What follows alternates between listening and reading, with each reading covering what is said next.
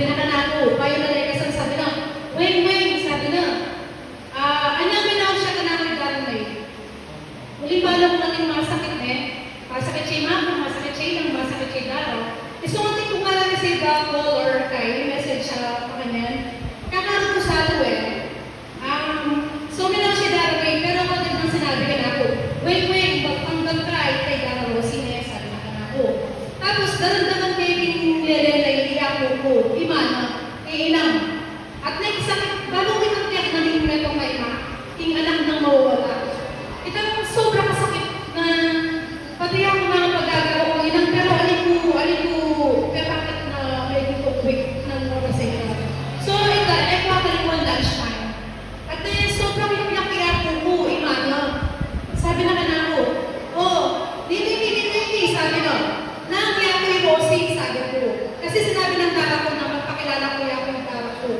Yakoy Rosie, kung nukulit ka, sabi niya, nukulit ka, punta lang ka, sabi na. Nana ko, alin mo pupunta lang kasi sabi ko, malakas si Moran sabi ko na kanyan. Alin ka, basta punta lang ka, punta lang ka. Tapos sabi niya, kitang sobrang sakit na rin niya ito ngayon na. Tapos sabi ng Darame, bakit na kay Darame? Saya na. At yung makibala ng sali kanyan, sabi na. Sabi ko, una ako at yung Kenny. Tapos, sige na, pwede na kaya ng makanyan, sali. Muring ang inang, pwede na kaya sa Kenny. Dakitan may lang, dalami ng imamo. Sabi na. Tapos, muring na kang natin. Tapos, itangyak na palagi. Muring na kang puntalan, muring na kang natin. Talaga itang sobrang kiyak.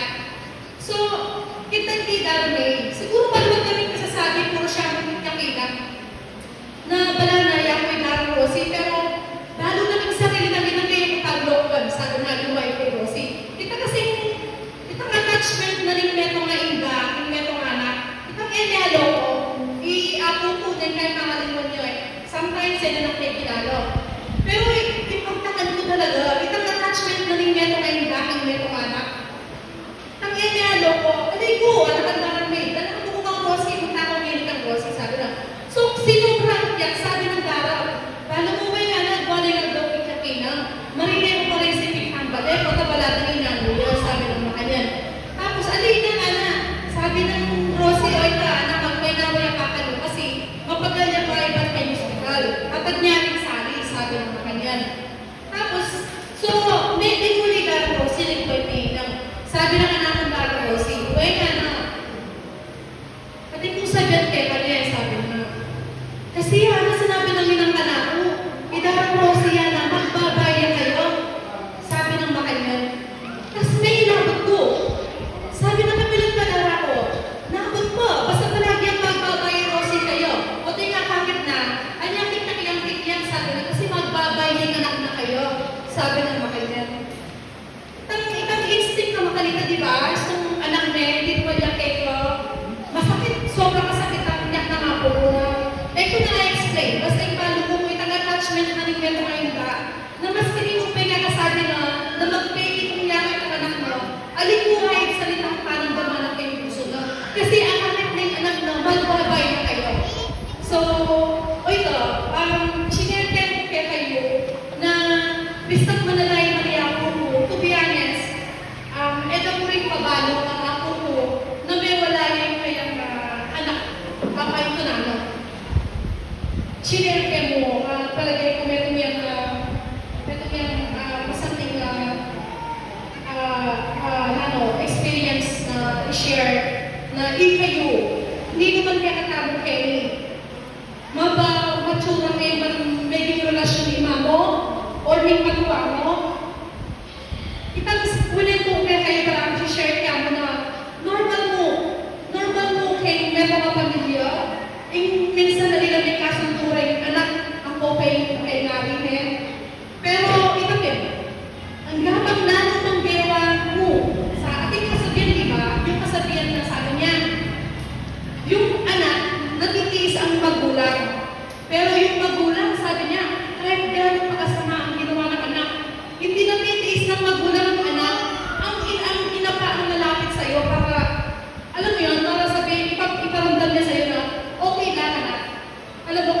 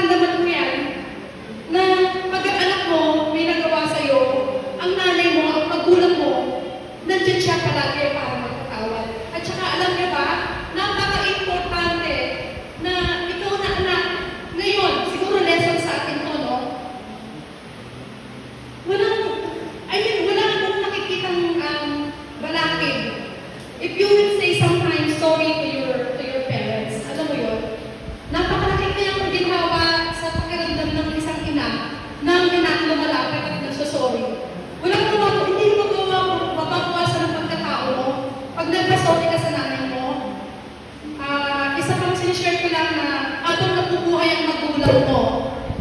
Alam mo yun, gawin mo yung best mo para sa magulang mo kasi there will come a time talaga na hindi mo na makikita ang nanay mo. Kahit na nandiyan ang nanay mo, alam mo kasi naniniwala ko pag nawala ka na sa buhay na to, kahit na anong sigaw mo kung gano'ng kamahal ang nanay mo, hindi ka na marinig ng nanay mo eh. Kasi dalawa lang ang pupunta natin pag tayo nawala sa buhay ko. Kaya parang ano lang yun, yung istorya ni Ina at saka ni Dara Rosie na tinawagan mo ko ni Dara May. Inaano ko lang po na, basta habang may chance, you know, you don't know, hindi pa lang kung kailan mawawala ang mahal mo sa buhay. Habang may chance, kayo may mga magulang. Huwag kayong mahiya kung sabihin mo sa nanay mo, mahal ka pa. You know, huwag kang mahiya na magsabi sa nanay mo, sorry ma. Alam mo yun, nung maliliit pa tayo, naniniwala ko, na isusuko na lang ng magulang mo, ibibigay pa niya sa'yo. Ngayon yung nanay mo na nasa edad na, baliktad na. Ikaw ng anak, isusuko mo na lang gusto mong pag-ibigay sa nanay mo. Yun ang naging kumatok sa puso ko nung nakausap ko si Ina na hinahanap ang anak niya at gusto niya talagang makita. Thank you. Ito, si Sally naman ang magkukwento kasi si Sally, konting background lang. Ang nakasama ni Dara Rosie mostly sa mga anak niya. Of course, syempre. Si Sally kasi, mabait na bata to eh. Itong pinsan mo na to, pag meron, all out siya. Lagi nang nilalabas sa mga kapatid niya. Lagi nang pinapagandam sa mga kapatid niya. Kahit na-coat niya pagkain lang, magsasalo-salo sila. Naging ano ako dyan eh. Nakikita ko ang ginagawa niya. Mag-ipon siya ng maraming coins. Iipunin niya yung mga kapatid niya. Dahil nasa kanya yung nanay niya eh. Magpapagaw siya ng coins. So, mga ganun katuwaan. So, I think, Sally, alam ko hindi ka makalapit sa nanay mo. Nung isang araw, nag-misa, kung hindi ko siya tinawag, ayaw niyang lumapit sa mama niya. Siguro yung pain. Katulad ng sinabi ni Jen, no? At saka ni Jowa, hindi pa nila kaya, hindi pa nila matanggap na ang nanay nila ay iniwan na sila. So, nararamdaman ko yung pakiramdam mo, Sally. Pero gusto kong malaman mo, in behalf of your brothers and your sisters, that you are appreciated. You've done a lot for your mom. So, you don't feel sorry.